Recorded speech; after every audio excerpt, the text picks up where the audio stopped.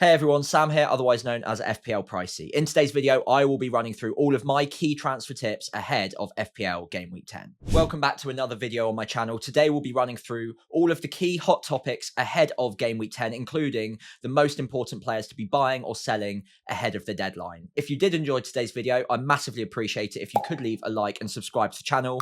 Let's start off by talking about Joao Pedro, one of the most disappointing FPL players for quite a long time now. I think it's now 5 or 6 game weeks in which he hasn't returned in a row, and the underlying data is getting worse and worse week on week because, let's face it, he's not taking any shots, and that is a huge part of it. If you're a striker in FPL, you kind of need to be doing that. It's your bread and butter.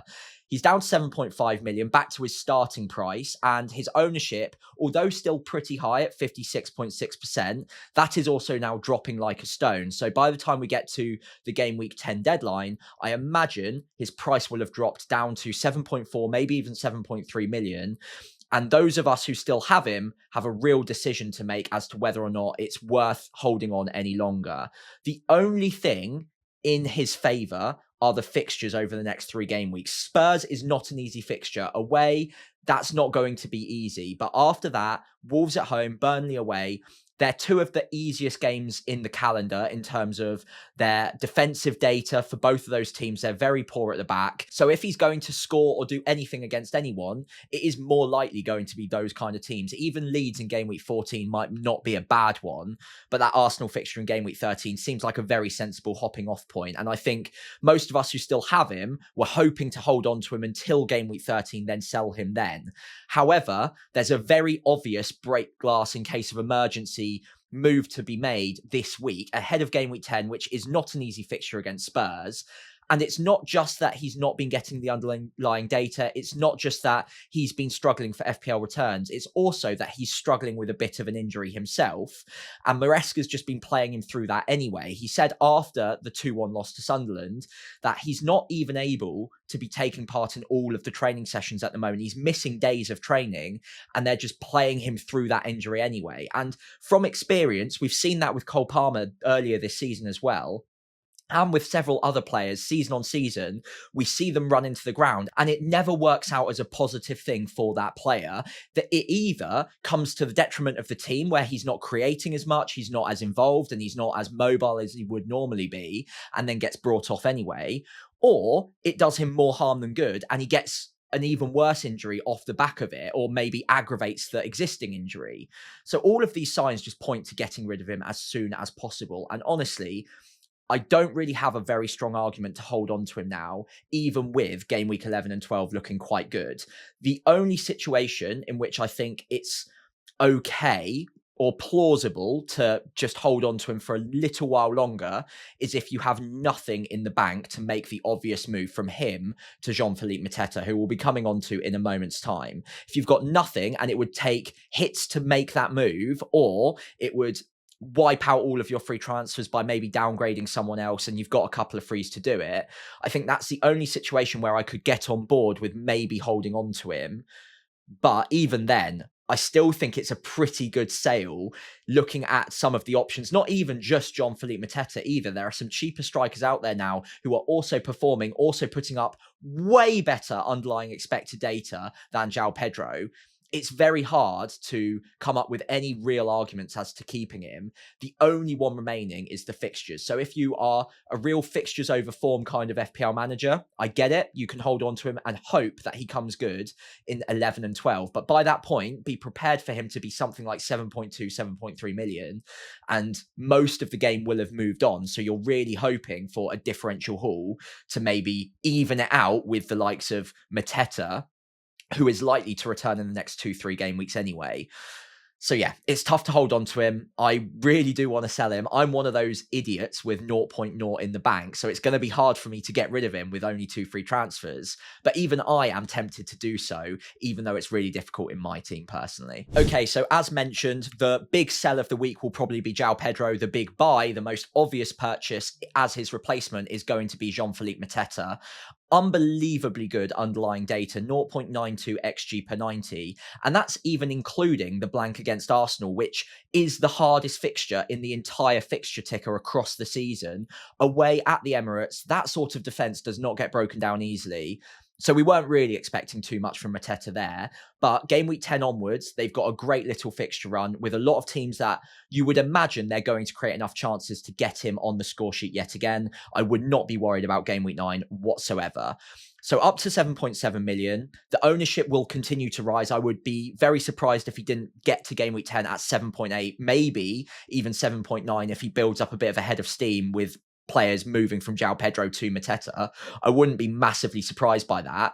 And interestingly, even though he scored 5 Premier League goals this season, which is by no means a bad thing, that's still pretty good after 9 game weeks, he's still underperforming fairly significantly. So maybe a little bit of a correction is about to come where he might catch up with that underlying data eventually. He usually runs it pretty close. And he's got some good home fixtures there. Brentford, Brighton, Wolves away from home who are really struggling at the moment. Man United maybe not as easy as we thought it was previously, but their defensive data isn't incredible.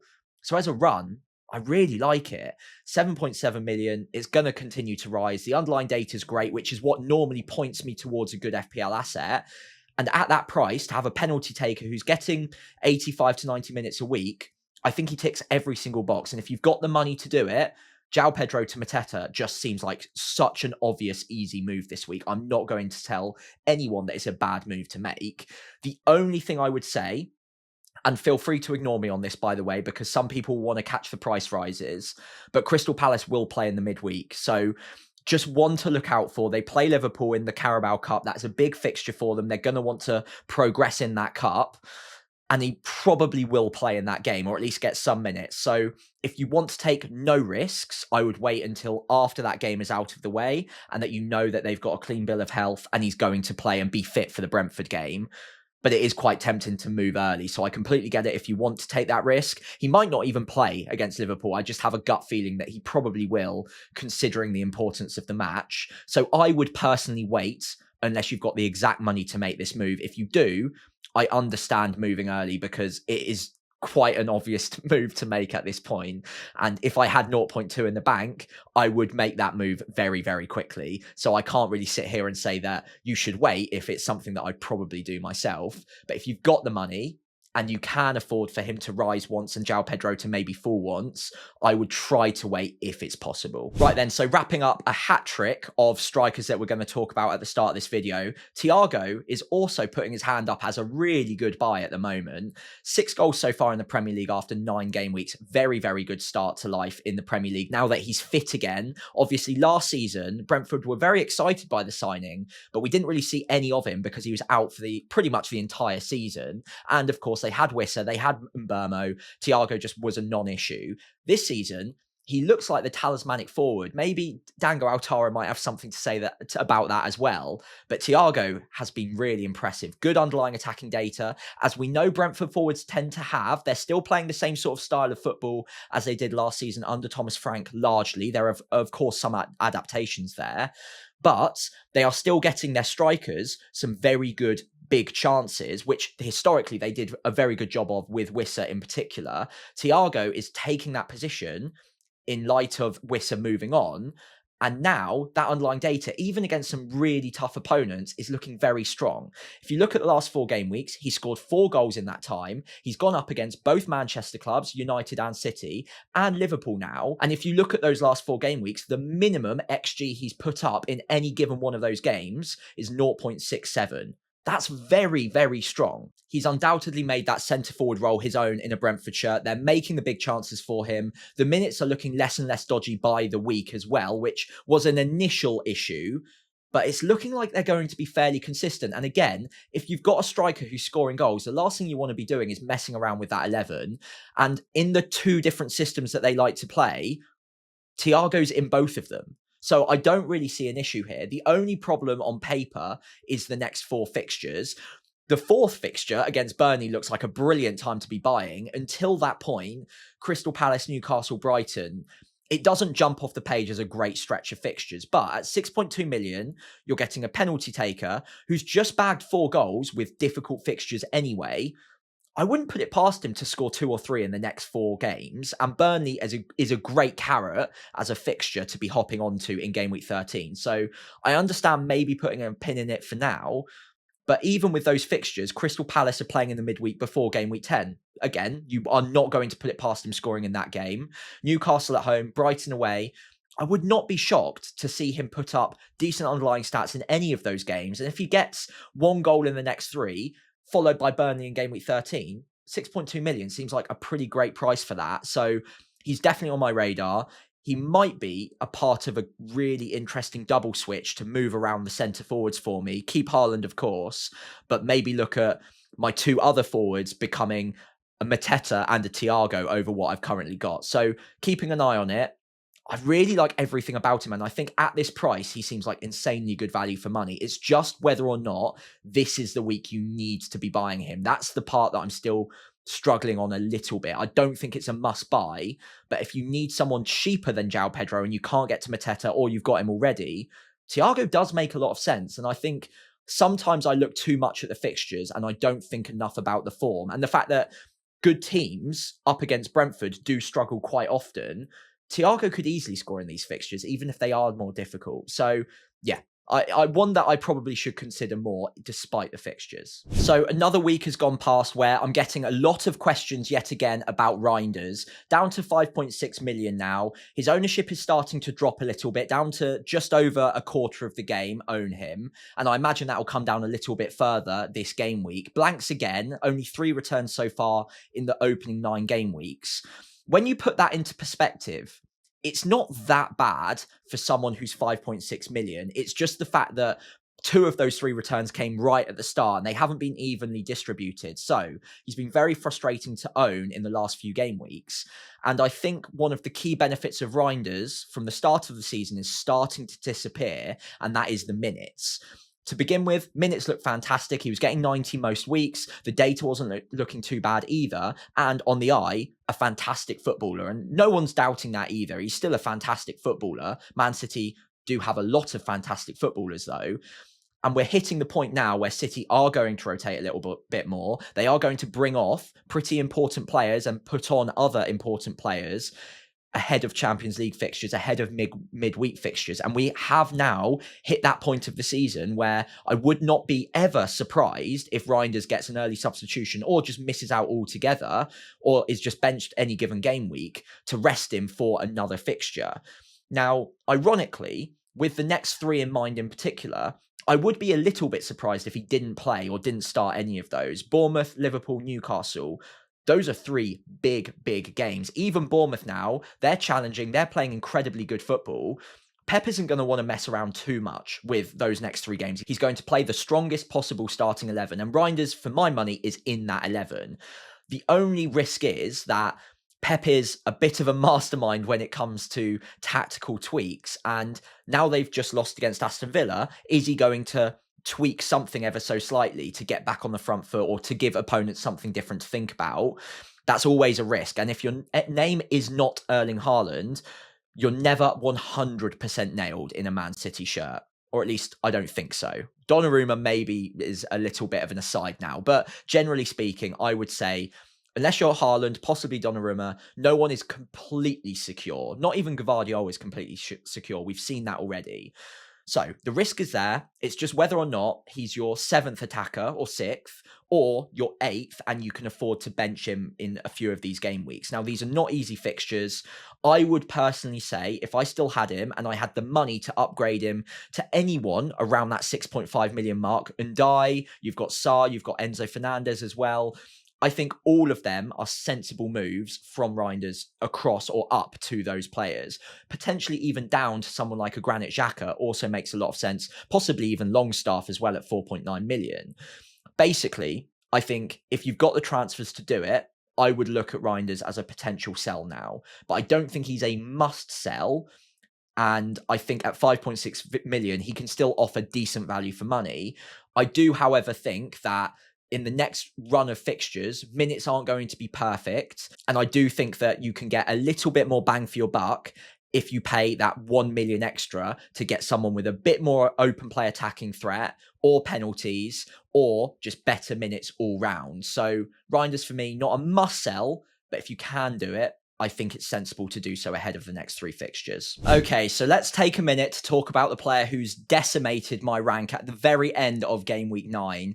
So frustrating when you don't own a player like this. It's very rare that centre-backs get a couple of goals in a game, but I suppose if any centre-back was likely to do it, Van der Ven was always one of those more likely players given his goal threat from set pieces. 2 goals against Everton, but not only that, clean sheet as well, and defensive contribution points, something he hasn't hit all too often this season either.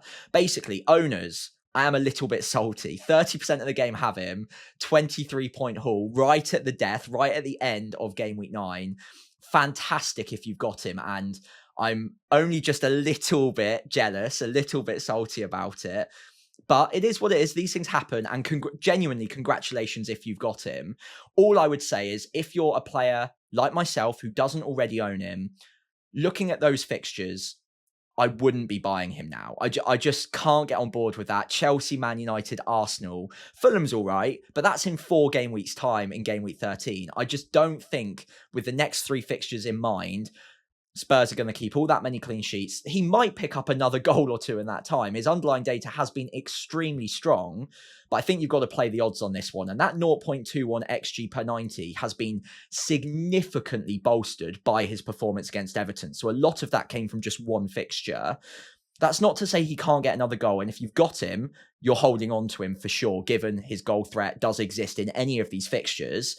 He can score, even against Arsenal away. It's possible he can score in that game. So never a bad player to be holding on to, but looking at the fixtures, I just don't know if I can get on board with him as a buy right now. I know people will knee-jerk and buy him regardless, and I get it, considering his goal threat is very good for a centre-back. But I just don't know if now is the time. Maybe game week 13 onwards, you can have a look at it. Maybe a little bit later on in the season. He's still good value for money, but I just don't know if with these next 3 fixtures, clean sheet's really on the menu. Maybe he gets a goal. Maybe you get lucky with that again, but you're never expecting a goal from a centre-back. Even in the better fixtures, you can't ever say it's likely for a centre-back to score.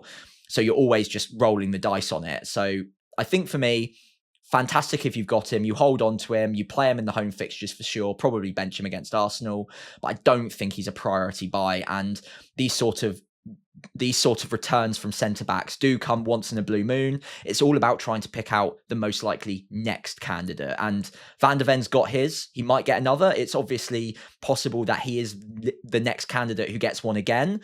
But I think you look for the fixtures and you look for the most likely alternatives. And I don't think Van der Ven is necessarily the one who's going to get the next brace at centre-back. It's obviously possible, though. So if you've got him, you love it, and you enjoy what he's already got, but I don't have him down as an essential player to be buying this game week. So Van der Ven, of course, wasn't the only player to brace in game week 9. Bryan Mbeumo also got a brace against Brighton in a very good performance in a 4-2 win. Good underlying data, 0.3 XG per 90, 0.24 XA per 90. That means plenty of routes to points, and he's putting up very similar underlying numbers as he did at Brentford. The only difference is that he doesn't have penalties, which of course made him an almost auto-include last season. So that's the only thing that maybe some players would have hesitations on whether or not he's an essential player to be buying in FPL this season. But with good fixtures coming over a pretty long period, I would argue at 8.1 million, he's still good value for money. The only thing that would give me some pause for thought now is that we're not a million miles away from AFCON coming into play in game week 16-17, at which point Bryan Mbeumo's not going to be an option. So if you buy him now, you've got, 4 game weeks up to 13, 14 is 5, 15 is 6, 16 is 7. So 7 game weeks-ish as a hopping on point for Bryan Mbeumo. That's reasonable. That's a good chunk of the season, but you are going to then have a plan to get rid of him afterwards. So if you can get on board with that kind of timeline, I think that's absolutely fine. But the other thing I'd mention is someone else who's putting up very similar underlying attacking data, but also gets defensive contribution points, gets good minutes, won't be going to AFCON, so not a transfer out in 7-8 game weeks, and has penalties as well. I think Bruno Fernandes at 0.8 million more still makes a lot of sense. So if you can afford it, I would still probably just about go with Bruno. But Mbeumo has been absolutely sensational recently. So if you want raw output from open play, Mbeumo could be your guy. And because he's cheaper, might be easier to fit into your FPL side as well. So there's really not much in it between those two players now. You could even make a pretty strong argument for Cunha as well. But I think right now, if I've got the money, I still go boring and I still go Bruno just about. I just think the routes to points are very, very good. Plus, you don't have to worry about the transfer in 6-7 game weeks. Whereas with Mbeumo, you do have to have that in the back of your mind. So look, if you've only got 8.1 to spend or under 8.9 million, I think Mbeumo's absolutely fantastic. And he'll run Bruno very, very close over the next few game weeks. He might even beat him. But over the long haul, Bruno's still my guy. Right, so I'm going to wrap up today's video with a short section on the Arsenal forward options, Saka, Gyökeres, Eze. Obviously, a 1-0 win against Crystal Palace in game week 9. Not a bad performance by any means. Obviously, 3 points in the bag, another clean sheet. What I would say is, if you've got the choice and you still haven't doubled up on either attack or defense, I'd be doubling up on defense before attack by a long, long way. They just look so secure at the back. The consistency at which they're keeping clean sheets is ridiculous. And they're much, much cheaper players as well. And they've got other routes to points from set pieces too. So Gabriel, Timber, Calafiori as well. I'd be much sooner tripling up or doubling up, on defense than I would in attack. But slip of the tongue there, I'd also be considering a triple up in defence if you haven't already committed to 3 Arsenal players, which of course a lot of us have. The forward options though, I wouldn't jump ship just yet. Saka, 66 minutes today, came off early. Arteta did let us know after the game that he'd been struggling with illness and hadn't trained all week. So I'm a little bit less worried as an owner as I was when he came off at 66 minutes. I was a little bit concerned that his minutes weren't going to be secure going into Burnley Sunderland, which is the obvious reason that a lot of us went with triple Arsenal in the first place. Those are 2 good fixtures, although in fairness, Sunderland performing very well, so maybe not as easy as we thought on paper at the start of the season, but still good fixtures to own Arsenal attackers for. So Saka, he's not going to be ill for the next full week. So let's see how he does in the midweek. And then, of course, we expect the minutes to be then good come game week 10. But just keep an eye on whether or not he gets through the midweek unscathed, as always. And with Gyökeres, I get why people are very, very frustrated. I think he had 1, maybe 2 shots in game week 9, put up 0.17 XG, has blanked yet again, of course, as we all know. 9 million is a lot of money to be spending on a striker that we can't guarantee has penalties. He might get penalties. We don't know for sure. I'd still put my money on Saka, but he might get gifted 1 or 2. He did get returns in the Champions League, so we know that he will get goals, and I still don't have that many doubts about his ability to score in the Premier League. It's just whether or not they're using him as a focal point talismanic forward like he has been used before at Sporting, and whether or not sometimes he's a bit of a fool guy, a decoy man. And Arteta has mentioned before that he talked to Gyökeres when signing him and said, look, you need to be comfortable with going 4-5 game weeks, or 5 weeks, not game weeks, without scoring a goal. And if you're comfortable with doing that, that's actually going to serve you really well in this Arsenal team, because we do have different ways of scoring goals and you're not always going to be the guy at the end of every single chance.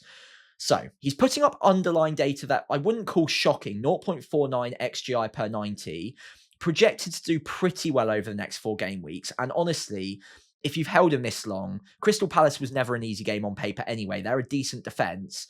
Burnley next, I would hold on to him. I know it's frustrating. I know if you've got a few free transfers to spend, I would understand making the switch across to Saka.